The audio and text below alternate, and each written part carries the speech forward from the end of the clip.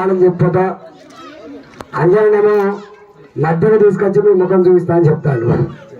నా ముఖం కొత్త, నా వాళ్ళకు నేను కొత్త కాదు, నా ముఖం కొత్త కాదు, నా చరిత్ర కూడా కొత్త కాదు.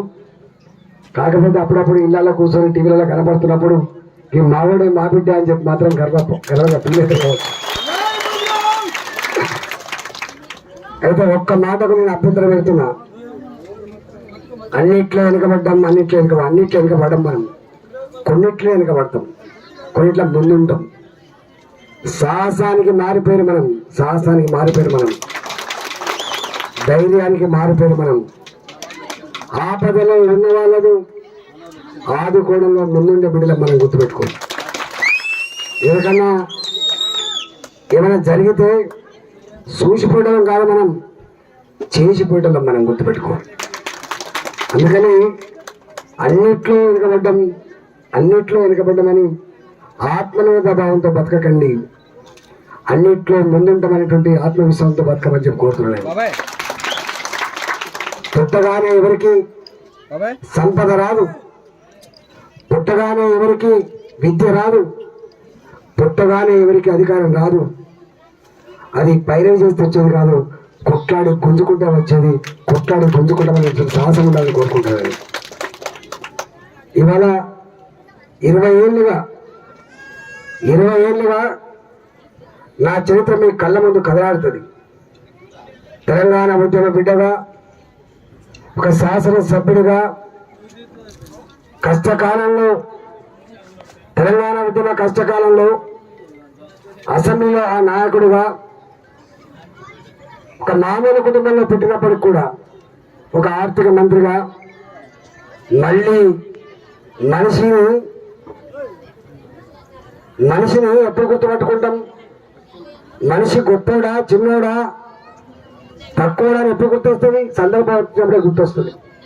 కానీ కరోనా కష్టకాలంలో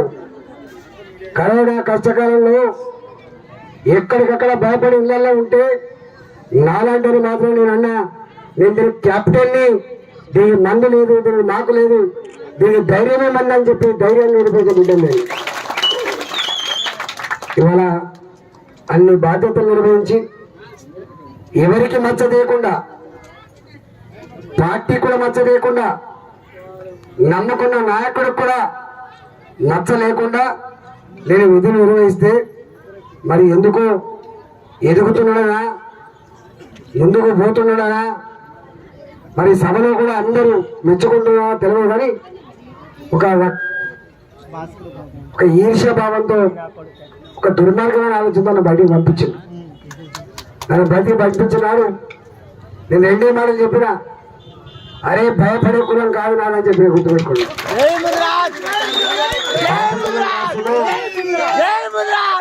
నువ్వు తాటాకు చెప్పులకు దూరం బిడ్డ, దేకింది నీ ముఖంతో మేము గెలిచినామా, మా ముఖంతో మేము గెలిచినామా అని ఛాలెంజ్ చేసినాం. నా భార్యతో అడుగు ముందుకేసి ఒక మాట అన్నది, అరే సావనైనా సత్యం కానీ కొట్లాడు మాత్రం ఆపని చెప్పింది. అట్లా మేము ఆ పదవి, నా గౌరవాన్ని ఇవ్వనప్పుడు, ఆ పదవి నన్ను దిగజార్చినప్పుడు, ఆ పదవి గడ్డిపోతూ సమానం అని చెప్పి ఆ ముఖం మీద కొట్టి బయటకు వచ్చింది. మళ్ళీ పోయినా నా హుజరాబాద్ పేరు ఆశీర్వాదం కోసం పోయినా. గెలిపించింది హుజరాబాద్ పేరు మాత్రమే కావచ్చు, గెలిచింది మాత్రం ఆత్మగౌరవం గెలిచింది. అమెరికాలో ఉన్న వాళ్ళు కావచ్చు, లండన్ లో ఉన్న వాళ్ళు కావచ్చు, దుబాయ్ లో ఉండొచ్చు, ఆంధ్రప్రదేశ్ లో ఉండొచ్చు, వాళ్ళు కోలాడులో ఉండొచ్చు, అందరికందరూ ఉత్కంఠగా ఎదురు చూసిండు. ఎవరికి తోచిన మేరకు వాళ్ళు వచ్చిన నా దగ్గరికి, అన్నా మాది కోదాడ, మాది సూర్యాపేట, మాది విజయవాడ, మాది గుంటూరు, నాకు ఇక్కడ పరిచయాలు ఉన్నాయన్నా చెప్పి పోవడానికి వచ్చామని చెప్పి 100 మంది 1000 మంది 6 నెలల కాలం పాటు ధర్మాన్ని చెరబడుతున్నప్పుడు నాలాంటి మీద మొత్తం ప్రభుత్వ యంత్రాంగం అంతా కూడా ఉక్కుపాదం పెట్టినప్పుడు చెల్లెది నా కొడుక అని చెప్పి సంఘీభావం కోసం వచ్చింది.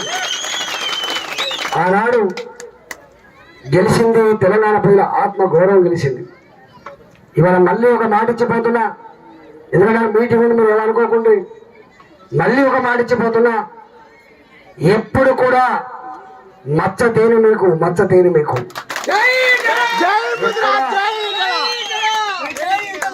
ఎక్కడ ఏ గడ్డ మీదకి పోయినా, తిరుపతికి పో, బొంబాయి పో, అమెరికాకు పో, ఎవరైనా అంటే ఫలానా అంటే ఈటల రాజేంద్ర అనగానే నీకు ఇంత మంచి జరుగుతుంది తప్ప, నీకు గౌరవం పెరుగుతుంది తప్ప ఎక్కడ కూడా అగౌరవం అయితే దొరకదు మీకు. నేను మీకు నా బిడ్డ అని గర్వపడేటువంటి స్థాయిలో నా పని విధానం ఉంటుందని చెప్పి మీకు హామీ ఇస్తున్నా. బొందిలో ప్రాణమున్నంత వరకు, బొందిలో ప్రాణమున్నంత వరకు ధర్మం తప్పని బిడ్డగా ఉంటా అని చెప్పి హామీ ఇస్తా ఉన్నా. నాకు ఏ తెలంగాణ ప్రజానికం అయితే నన్ను గౌరవించిందో, ఈ స్థాయికి తెచ్చిందో, ఆ ప్రజలకు ఎక్కడ కూడా నా శక్తి ఉన్నంత వరకు, నా సత్తా ఉన్నంత వరకు వాళ్ళు సేవ చేసే బిడ్డగా ఉంటా అని చెప్పి మీకు హామీ ఇస్తా ఉన్నా. ప్రజానికానికి నేను పెద్దవాడిని కాకపోవచ్చు, నేను ఉన్నంతలో కాలుకు మునిగితే పనుతో పీకేంత సర్వీస్ చేసే బిడ్డను గుర్తుపెట్టుకోండి. నేను ఇవాళ అందుకే ఆ పార్టీలో అయినా 6 సార్లు గెలిచి వచ్చిన పార్టీ నన్ను ఎలగొట్టిన తర్వాత, పార్టీ మారలే నేను ఎలగొట్టిన తర్వాత నన్ను ఆ పార్టీ అక్కడ చేసుకుంటే 7వసారి గెలిచి వచ్చిన, మళ్ళా 7వసారి గెలిచి. రాబోయే కాలంలో అనేక సమస్యలు ఉన్నాయి నాకు తెలుసు.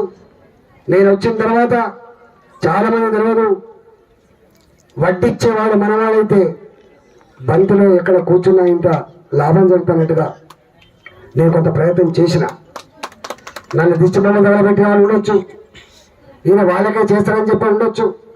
నాకు తెలుసు ఎంత సాహసం ఉన్నా, ధైర్యం ఉన్నా, ఎంత శక్తి ఉన్నా, జనాభా ఉన్నప్పటికీ కూడా నోరు లేని మా వాళ్ళు అని చెప్పి భావించి, నోరు లేని బిడ్డల కోసమే దీపం ఉండగానే ఇల్లు సదురు పెట్టాలని చెప్పి కొంత ప్రయత్నం చేస్తుండే. కానీ ఇవాళ దాన్ని అమలు చేసే ప్రయత్నం చేస్తలేదు. నేను ఒకటే, ఇవాళ ముదిరాలు అనగానే అందరూ ఇట రాయలతో ఉంటారు, అందరూ ఒక దిక్కే ఉంటారు అని చెప్పి అనుకుంటాను. అది మునుగోళ్ళు గట్లే ఉన్నారు, హుజరాబాద్లో గట్టే ఉంటారు. రేపు అధికారం వచ్చేంత వరకు తెలంగాణలో కూడా గట్టే ఉంటారు. చెప్పింది నాకు పార్టీలతో సంబంధం ఉండొచ్చు, జెండాలతో సంబంధం ఉండొచ్చు, కానీ ధర్మానికి నాకు మాత్రం అవినాభావ సంబంధం ఉన్నది చెప్పిండు. తప్పకుండా ఉంటుంది.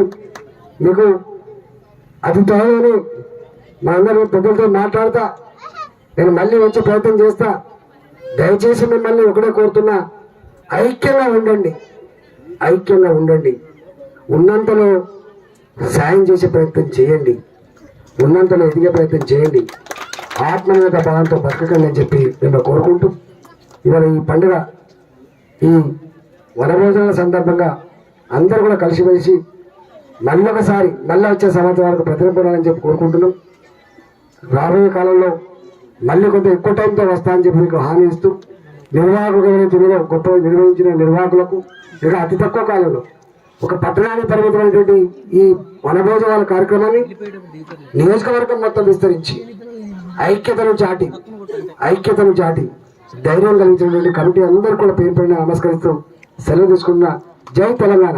హాయ్ ఫ్రెండ్స్, మా టుడే టుమారో యూట్యూబ్ ఛానల్ చూస్తున్నందుకు చాలా థ్యాంక్స్. మరిన్ని లేటెస్ట్ వీడియోస్ కోసం వెంటనే సబ్స్క్రైబ్ చేయండి. అలాగే ఈ బెల్ ని కూడా రింగ్ చేసేయండి. మా నోటిఫికేషన్స్ అన్ని మీ మొబైల్లో వస్తాయి. అలాగే మా వీడియోస్ మీకు నచ్చితే లైక్ చేయండి, షేర్ చేయండి, నచ్చకపోతే కామెంట్ చేయండి.